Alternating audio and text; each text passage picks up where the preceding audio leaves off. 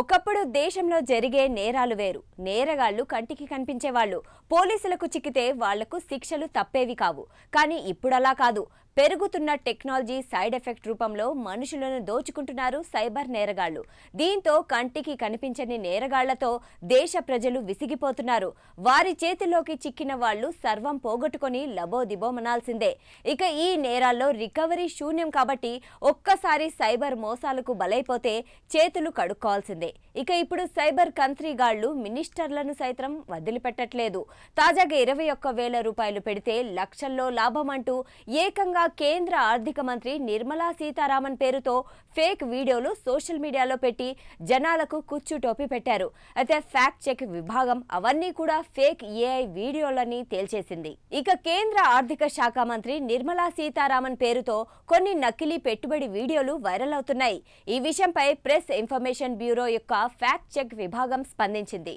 నిర్మలా సీతారామన్ కొన్ని పెట్టుబడి పథకాలకు ప్రచారం చేస్తున్నట్లుగా వైరల్ అవుతున్న వీడియోలు వాస్తవం కాదని తెలిపింది.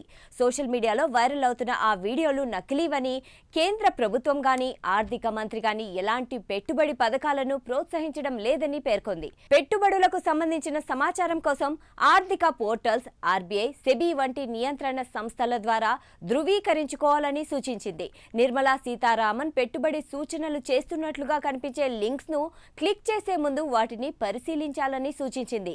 ఎవరితోనూ వ్యక్తిగత వివరాలు, ఓటీపీ, బ్యాంకింగ్ సంబంధిత సమాచారాన్ని పంచుకోవద్దని ప్రజలకు హెచ్చరించింది పిఐబి ఫ్యాక్ట్ చెక్ విభాగం. అయితే గత కొన్ని రోజుల నుంచి వన్ టైం ఇన్వెస్ట్మెంట్ స్కీమ్తో 21,000 పెట్టుబడి పెడితే నెలకు లక్షల్లో లాభాలొస్తాయంటూ కేంద్ర ఆర్థిక శాఖ మంత్రి నిర్మలా సీతారామన్ చెప్పినట్లు ఏఐతో ఫేక్ వీడియోలు తయారు చేసిన సైబర్ నేరగాళ్లు మోసం చేస్తున్నారు. ఈ ఫేక్ వీడియోను ఫేస్బుక్లో చూసిన ఓ ప్రభుత్వ ఉద్యోగి 3.20 లక్షలు పోగొట్టుకున్నారు. హైదరాబాద్ రామాంతపూర్కు చెందిన ఓ ప్రభుత్వ ఉద్యోగి ఫేస్బుక్లో మార్చి నెలలో ఓ వీడియోను చూశాడు. అందులో నిర్మలా సీతారామన్ చెప్పినట్లు 21,000 వన్ టైం ఇన్వెస్ట్మెంట్ పెడితే లక్షల్లో లాభాలొస్తాయంటూ వీడియో ఉంది. ఆ వీడియో లింక్ ను బాధితుడు క్లిక్ చేసి అందులో దరఖాస్తు ఫారాన్ని నింపాడు. 2-3 రోజుల తర్వాత తాను ఇన్వెస్ట్మెంట్ ఏజెంట్నని, మీరు పంపిన దరఖాస్తు తమకు అందిందని ఒక గుర్తు తెలియని వ్యక్తి మాట్లాడాడు. మీరు ముందుగా ఫిన్డాక్స్ యాప్ను డౌన్లోడ్ చేసుకుని ఆ తర్వాత తమ ఏజెంట్ మీకు సలహాలు, సూచనలు ఇస్తారంటూ నమ్మించారు. కొద్దిసేపట్లోనే మరో మహిళ ఫోన్ చేసి తన పేరు స్నేహారెడ్డి అని, మీరు ఈ స్కీమ్లో 21,675 డిపాజిట్ చేయాల్సి ఉంటుందని, మొదటి రోజు నుంచే లాభాలు వస్తాయంటూ నమ్మించింది. దీంతో బాధితుడు ఆ డబ్బును డిపాజిట్ చేయడంతో మొదటి రోజు 1,265 మీకు లాభం వచ్చిందని, వాటిని విత్ డ్రా చేసుకోవాలని సూచించారు. అయితే అప్పటికే 2-3 రోజులు ఈ స్కీమ్ గూర్చి బాధితుడు ఆలోచించి ఆ యాప్లో పెట్టుబడి పెడితే లాభాలొస్తాయనే భ్రమలో వెళ్లి ఏజెంట్లు చెబుతుంది నిజమని నమ్మేశాడు. మీరు ఈరోజు యాప్ను ఒక్కసారైనా ఓపెన్ చేయాల్సి ఉంటుందని, మీకు వచ్చే లాభం డాలర్ల రూపంలో అందులో ఎప్పటికప్పుడు డిపాజిట్ అవుతూ ఉంటుందని నమ్మించారు.